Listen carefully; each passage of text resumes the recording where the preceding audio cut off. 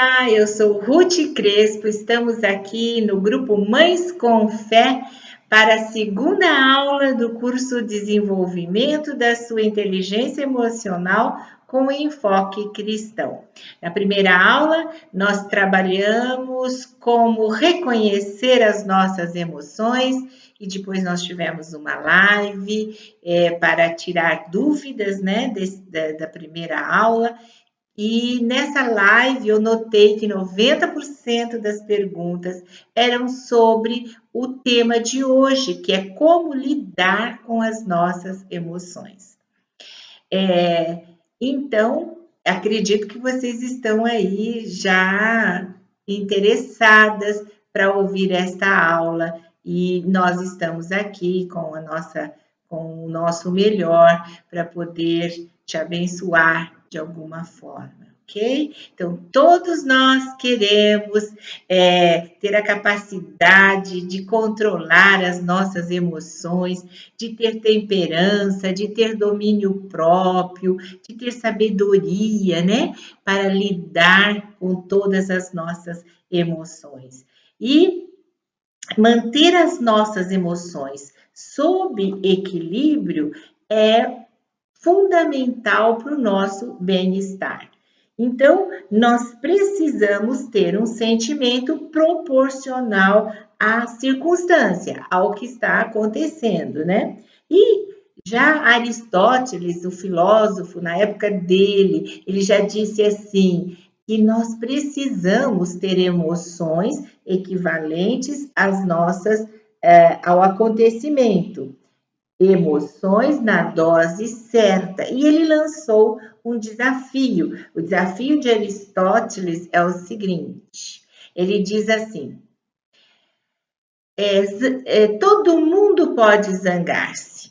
Isso é fácil, mas zangar com a pessoa certa, na hora certa, na medida certa, pelo motivo certo e da maneira certa, não é fácil, né? Então, quando nós estamos totalmente sem emoções, nós vamos se tornar um ser humano frio, nós vamos ter muitos problemas de relacionamento. Se eu não controlo a minha emoção e eu tenho explosões, então essas emoções começam a se tornar doentias, né? Então, controlar as nossas emoções é como que ter um trabalho em tempo integral. Nós precisamos o dia todo estar atenta com as nossas emoções para poder trabalhar e para poder dosar, né? Enfim, minimizar, para que a gente equilibre essas emoções. E tudo que a gente procura fazer, sabe, no tempo livre, nós procuramos assistir televisão, uma coisa agradável que você gosta, ver um bom filme, para que a gente tenha um equilíbrio, a gente procura essas coisas até inconscientemente, né? Mas isso faz bem para um equilíbrio emocional. Muitas vezes a gente não tem nenhum controle sobre as nossas emoções, mas nós podemos decidir até onde elas vão e a hora que elas precisam acabar. Vamos pegar a raiva em primeiro lugar. Dentre todos os sentimentos que o ser humano mais quer se ver livre, é a raiva. A raiva é o mais difícil de se controlar. Então, nós sentimos raiva quando? Quando nós estamos sendo atingidos na nossa dignidade, na nossa autoestima.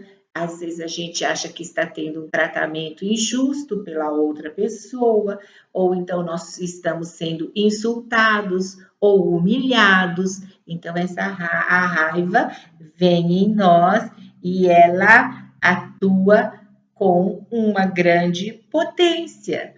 Então, essas percepções que a gente tem, estão me tratando mal, ou então eu estou sendo insultado, elas vão a funcionar como um gatilho que vai aumentando a raiva ali. Ela vai atirando raiva em você e vai jogando raiva em você. Quanto mais nós sentimos raiva, mais a raiva aumenta. Então, raiva se alimenta de raiva, né? Por exemplo, um exemplo que nós já até demos na live, mas que eu gostaria de retomar para falar um pouquinho melhor sobre ele, é aquele exemplo da quando você tem uma fechada no trânsito, né? Ou numa estrada ainda é pior, porque a velocidade é maior. Vamos supor que você esteja na estrada e alguém te deu uma fechada brusca. O seu primeiro pensamento vai ser assim, que pessoa irresponsável, que absurdo, né? Que coisa, para não falar que você vai falar outra coisa pior da pessoa. Então, se o seu pensamento começa nessa linha, então, digamos que ele vai tendo um reflexo e você vai aumentando mais. Poxa vida, que cara irresponsável! Eu poderia ter dado uma batida muito grande. Já entra com um desejo de vingança, né? Então, quando que uma sequência vai acontecendo com você. Você aperta mais o volante e inconscientemente você queria que aquele volante fosse o pescoço da outra pessoa. Então, seus dedos ficam brancos de tanto você apertar o volante. O corpo imobiliza-se todinho para a luta. Você explode com o motorista de trás. É assim que se formam, sabe? A hipertensão, a direção perigosa e o tiroteio nas ruas, né? Então, agora vamos pensar, compare essa mesma situação com uma sequência diferente.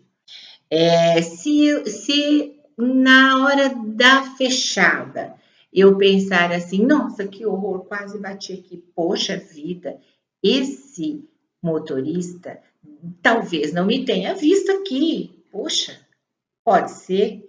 Ou então ele está com uma emergência para dirigir dessa forma, talvez seja uma emergência médica.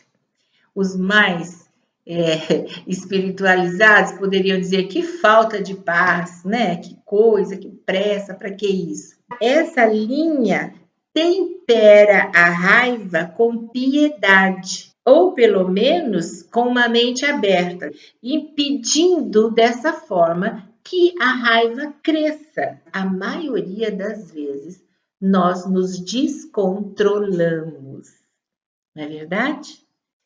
E também Benjamin Franklin, ele falou alguma coisa boa sobre isso, ele disse assim, a raiva nunca é sem motivo, porém, ela nunca é um bom motivo.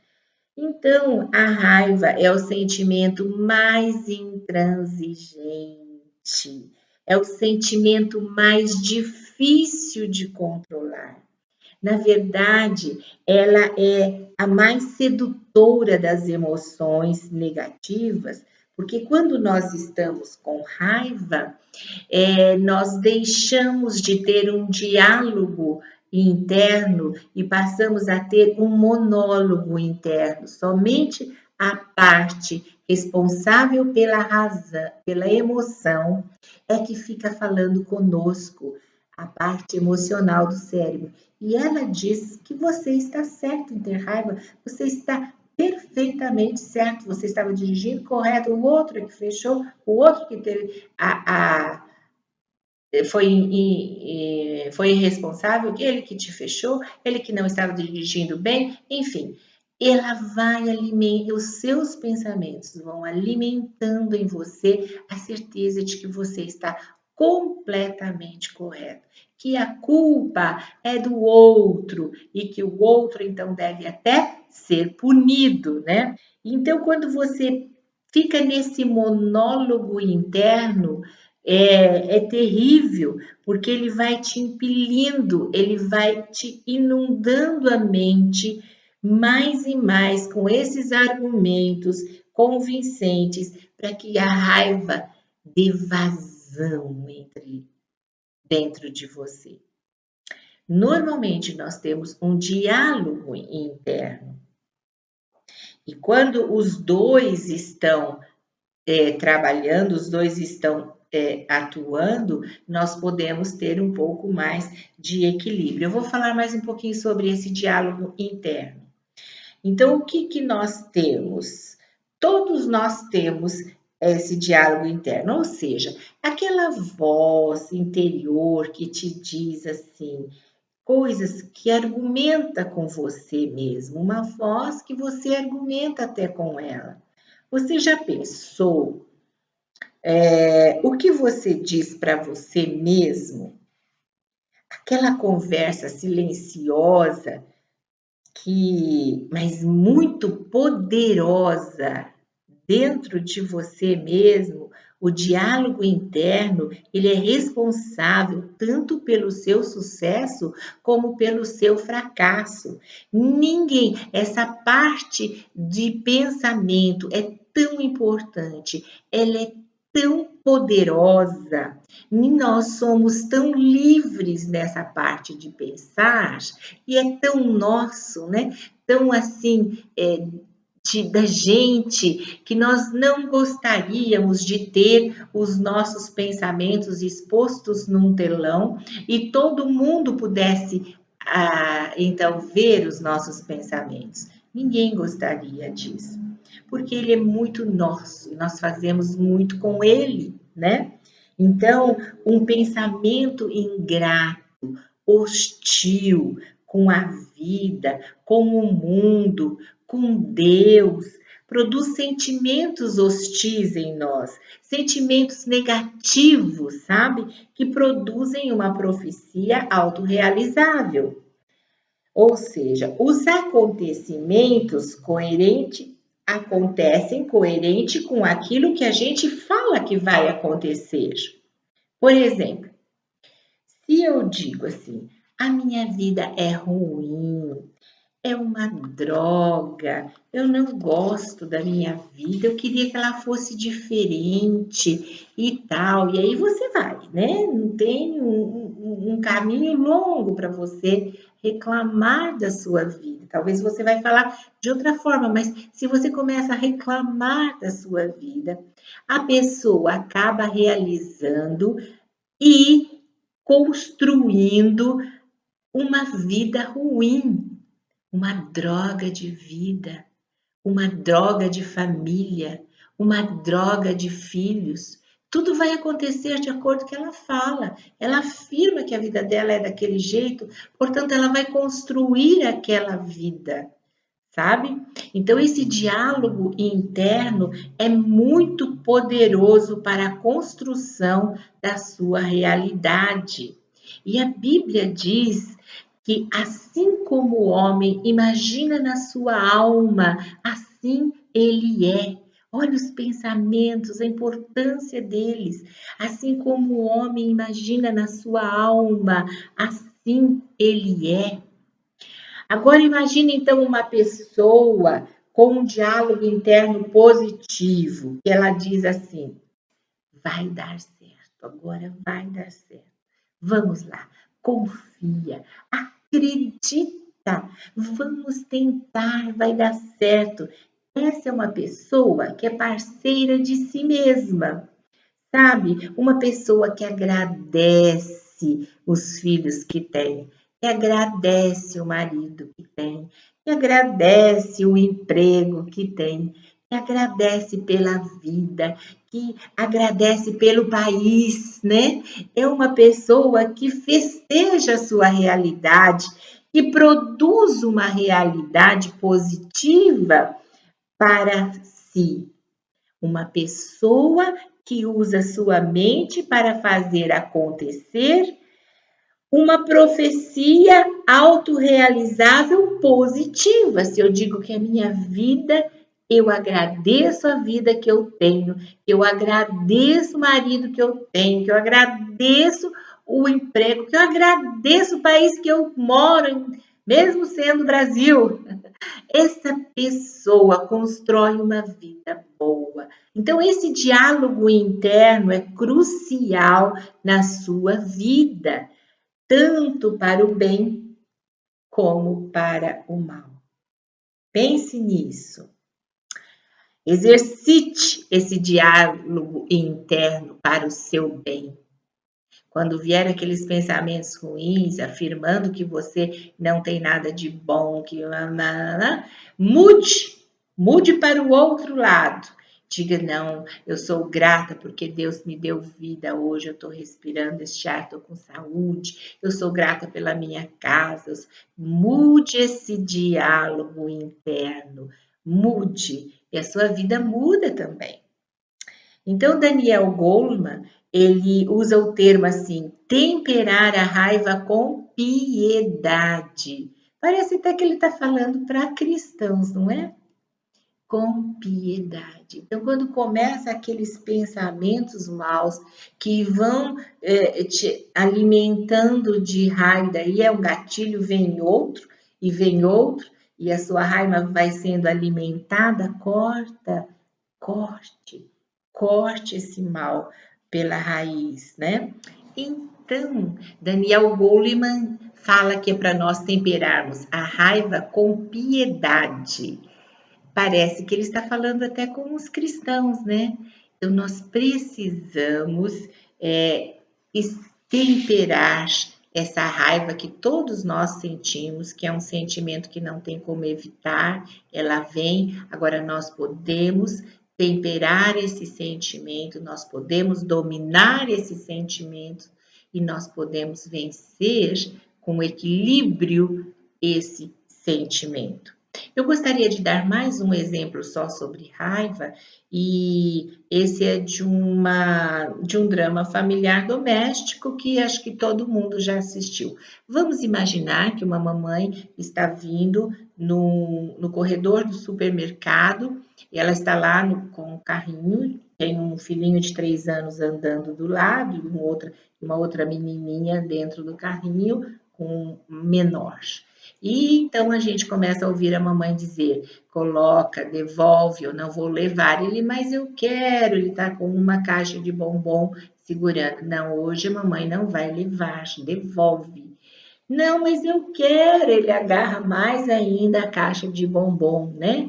E a raiva vai aumentando na mãe, ela vai dizendo, devolve, devolve, cada vez mais alto esse devolve.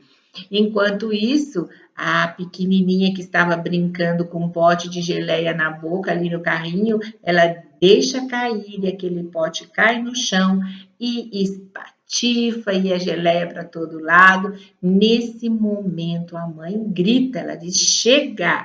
E pega a criança de 3 anos pela cintura, pega o pacote, devolve na primeira prateleira que ela vê e vai empurrando esse carrinho e ele vai trepidando ali no corredor, a criança berrando, me solta, a outra chorando no carrinho porque levou um susto, enfim. Essa mãe está tendo o que os estudiosos dizem, um sequestro emocional. Nesse momento em que a raiva foi aumentando e saiu dos controles, sai do controle, a pessoa tem uma explosão, ela não consegue pensar em nada, em mais outra coisa, a não ser na ira, na raiva daquele momento. Então, a gente diz que a emoção cresceu tanto, invadiu tanto, que ela tem um sequestro emocional. O que é um sequestro emocional? Deixa eu te falar melhor sobre isso. Então, sequestro emocional é aquele momento em que você fica com ódio, com raiva, seu coração começa a bater mais forte, você simplesmente não consegue pensar em mais nada. Então, este é o sequestro emocional. É aquele momento que as emoções tomam conta de você e dentre todas as emoções, o que mais te sequestra emocionalmente é a raiva. Então, a cadeia de pensamentos furiosos se alimenta da raiva e a raiva é difícil de controlar. E essa cadeia de pensamentos furiosos que alimenta a raiva é também a chave mais poderosa para desarmá-la. Então, tudo está no pensamento, na forma quanto mais ruminamos sobre o que nos deixou com raiva, né, mais bons motivos nós temos para aumentar a nossa raiva.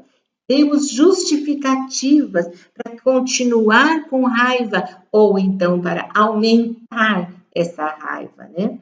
E a ruminação aumenta a chama da raiva. Olha que perigo! A ruminação vai aumentando. É como lenha, né? Para a fogueira. Vai aumentando a chave, as chamas da raiva. Ira é raiva. A maioria das pessoas que murmuram estão com raiva de alguma coisa. Então, murmuração é uma forma corrupta da gente de conversação e ela causa assim muitos problemas na vida das pessoas. Lembre-se, nós sabemos que as palavras têm poder, né?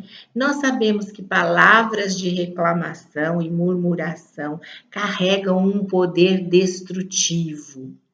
E elas destroem a alegria da pessoa que está falando e da pessoa que está ouvindo também. A pessoa que ouve também é contaminada com tudo aquilo, né? Em Efésios 4, 29, a Bíblia diz assim, o apóstolo Paulo diz assim, nos instruiu a não usar nenhuma palavra torpe, né? Então, murmuração e reclamação poluem a nossa vida.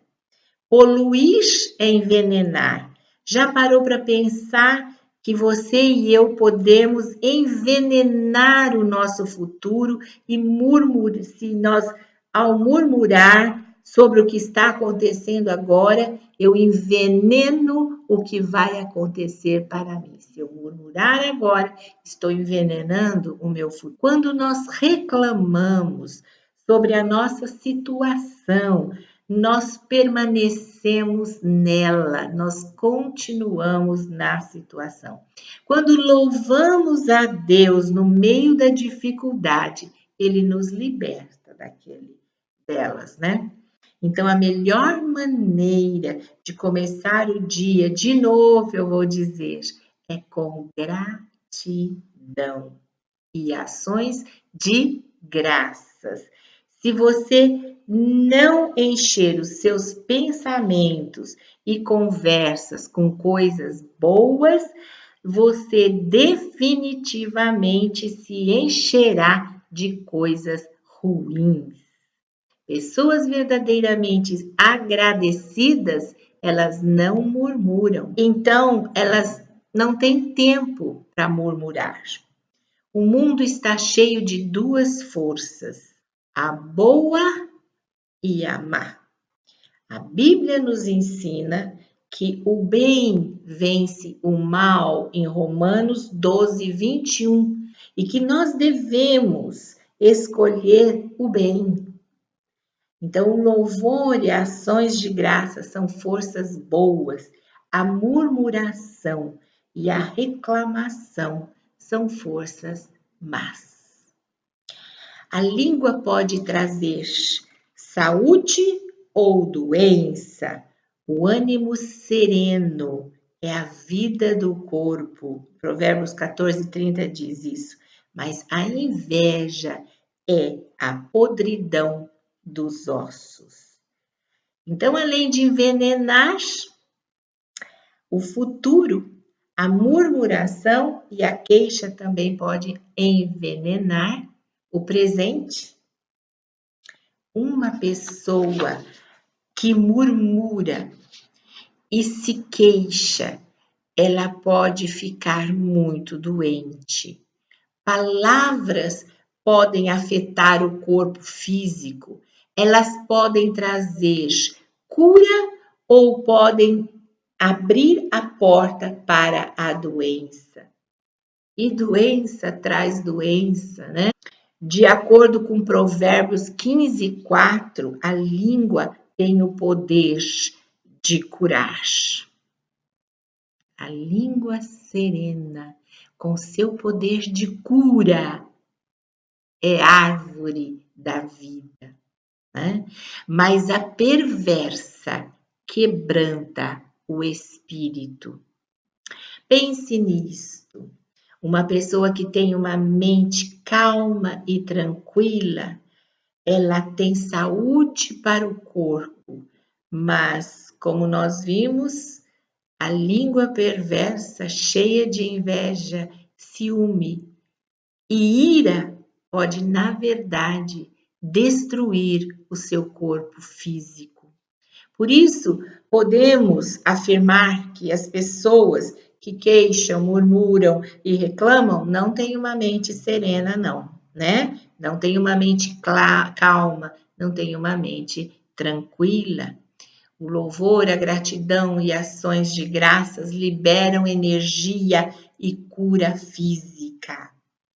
Então, disciplinar, passar um tempo de qualidade com o Senhor de manhã, incluindo tempo de louvor e gratidão, te trará maravilhas fisicamente. Vamos sintetizar agora aqui, fazer um fechamento. O bálsamo para a ira, que seria então para a raiva, né? Primeiro, avaliar e contestar, deixar os meus dois lados funcionarem, tanto o lado racional como o lado emocional. Esse diálogo interno não pode ser perdido, né? Eu preciso ponderar com piedade quando eu estou com raiva.